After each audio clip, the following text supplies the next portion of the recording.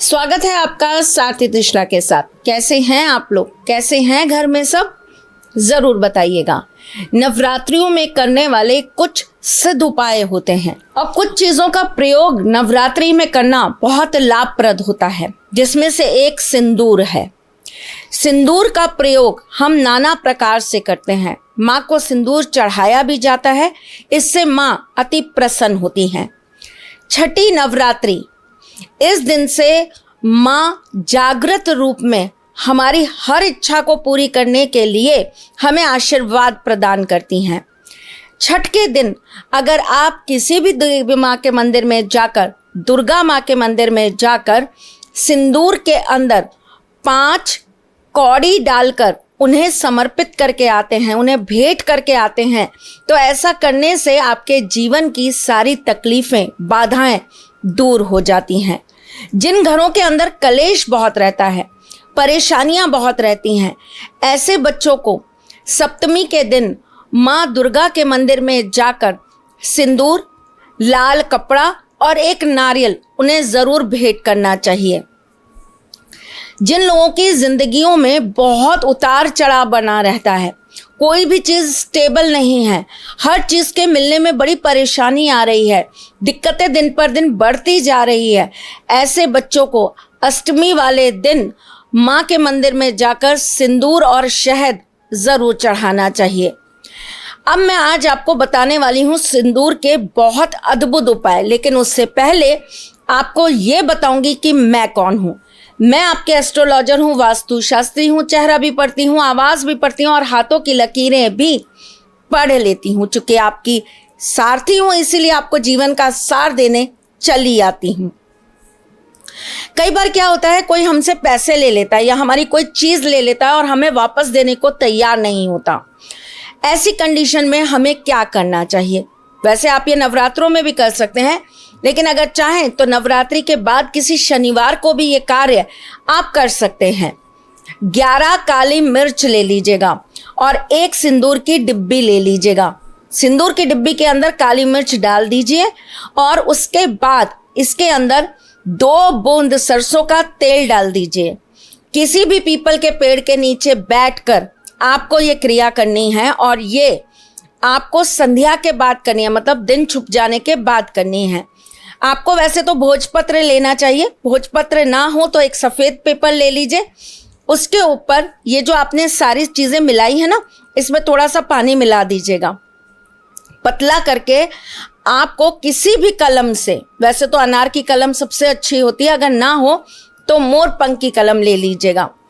इससे आपको उस व्यक्ति का नाम लिख देना है और नाम लिखने के बाद आपको वहीं पर बैठकर 7 बार उस व्यक्ति का नाम लेना है और उस भोजपत्र को आपको जला देना है। किससे जलाएंगे? कपूर से। ये कार्य आप करके देखिए।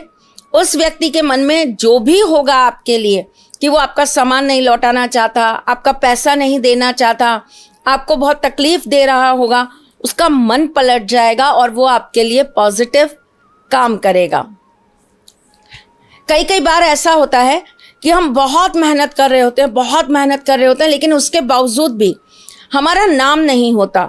नौकरी में हमें प्रमोशंस नहीं मिलती, बिजनेस में हमें तरक्की नहीं मिलती, ग्राहक हमारे पास आते नहीं हैं, हमारे पास सामान औरों से भी ज़्यादा अच्छा और सस्ता है, फिर भी लोग हमारी तरफ अट्रैक्ट नहीं हो रहे और दूसरी तरफ अट्रैक्ट हो रहे हैं।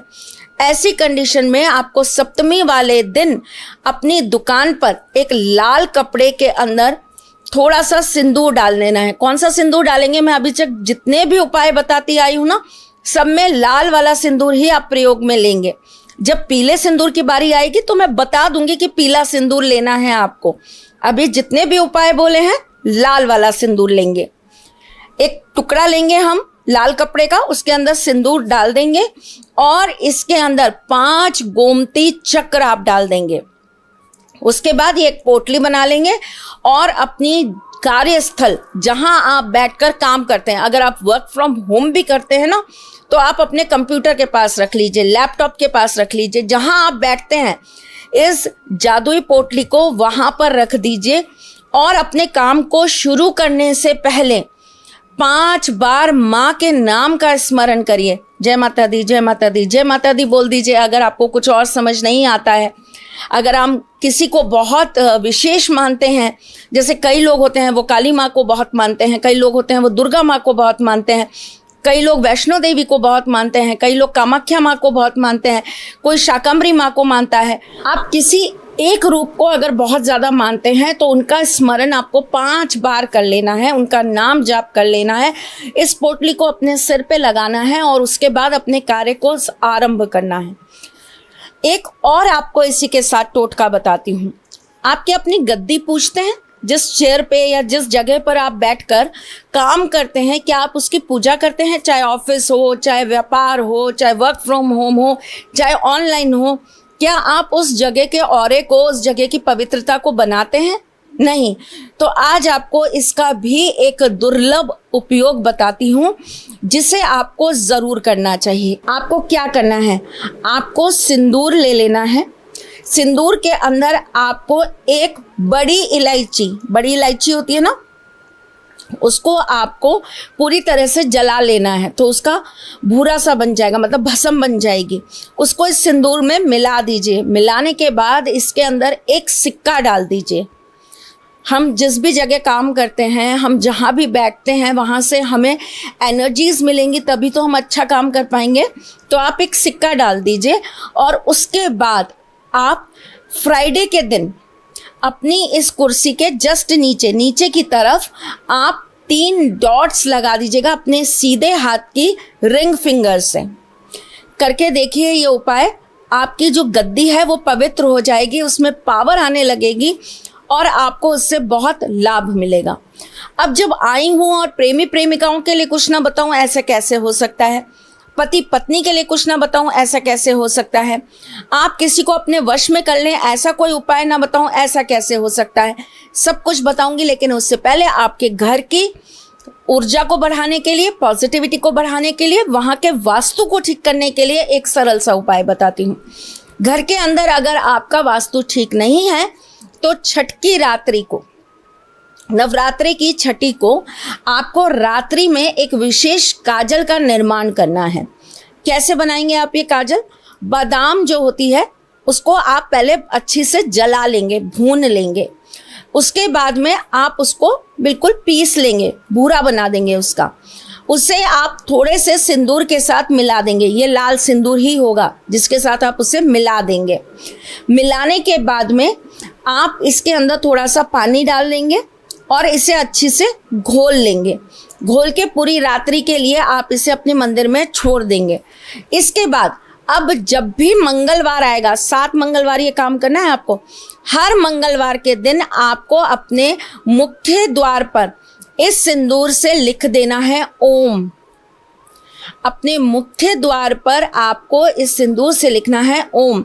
अगर आप दोबारा ये काम करेंगे, मतलब इस मंगलवार आपने लिखा, अगले मंगलवार जब आप ये काम करेंगे तो जहां आपने ओम लिखा है उस जगह को गंगा जल से अच्छी से साफ कर लीजिएगा और फिर वापस वहां पर ओम लिख दीजिएगा। करके देखिए, घर में नकारात्मक शक्तियों का वास कभी नहीं रहेगा, ग्रह कलेश कभी नहीं होंगे, धन संपत्ति की कभी कोई दिक्कत नहीं आएगी, घर के अंदर रोग द्वेष कभी प्रवेश नहीं करेंगे। आपका एक छोटा सा सरल उपाय आपकी जिंदगी को बदल जाएगा।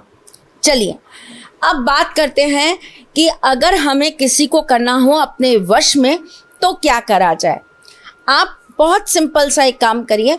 एक ऐसा सिंदूर का तिलक बता रही हूँ जिसे आप बनाएंगे और किसी के भी सामने जाकर लगाएंगे तो वो व्यक्ति आपसे सम्मोहित होगा ही होगा। कैसे बनाएंगे? छठी की रात्रि में आपको लाल वाला सिंदूर ले लेना है।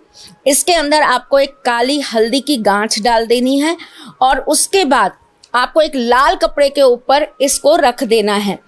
एक दीपक प्रज्वलित करना है, घी का दीपक प्रज्वलित करेंगे, माँ का स्मरण करेंगे और माँ के मंत्र का जाप करेंगे। ओम एम ह्रीम क्लीम चामुंडाय विच्छे, इस मंत्र का आप जाप करेंगे 108 बार और उसके बाद इस सिंदूर की डिब्बी को बंद करके रख लेंगे। अब आपको जब भी किसी व्यक्ति के सामने जाना है और आप चाहते हो कि वो आपसे सम्मोहित हो जाए तो आप ये तिलक लगा कर जाएंगे, सामने वाला आपका दीवाना ज़रूर हो जाएगा। पति पत्नी के बीच में रिश्ते अच्छे नहीं हैं या प्रेमी प्रेमिका के बीच में रिश्ते अच्छे नहीं हैं, तो ऐसी कंडीशन में आपको एक सिंदूर और निर्माण करना है। क्या करना है आपको? छठी की रात्रि में आपको सिंदूर ले लेना है, लाल वाला सिंदूर। इसके अंदर 11 लौंग आपको जलाकर, कपूर के साथ जला लीजिएगा, जलाकर वो जो भस्म तैयार होगी उसे इस सिंदूर में डाल देना है। इसके अंदर अगर आपको मिल जाए तो थोड़ा सा गलोचन डाल दीजिएगा, ना मिले तो आप केसर डाल दीजिएगा। उसके बाद में आपको माँ का स्मरण करना है, या तो आप सिद्धकुंजिका स्तोत्र का पाठ कर लेंगे या आप दुर्गा चालीसा का पाठ कर लेंगे, और ऐसा आप 7 बार करेंगे।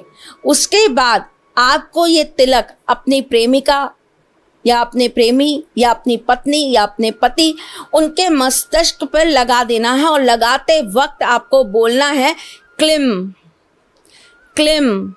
छोटा सा सरल सा उपाय करके देखिए, जीवन में परिवर्तन आया हमें ज़रूर बताइए। मैं फिर आऊँगी कुछ नया, कुछ अलग, कुछ अद्भुत लेके। तब तक के लिए मुस्कुराते रहिएगा, रिश्तों में मजबूती बना के रखिएगा, अपने साथी के साथ में जुड़े रहिएगा, प्यार देते रहिएगा, प्यार लेते रहिएगा, ख्याल रखिएगा अपना और उनका जिनसे आप प्यार करते हैं।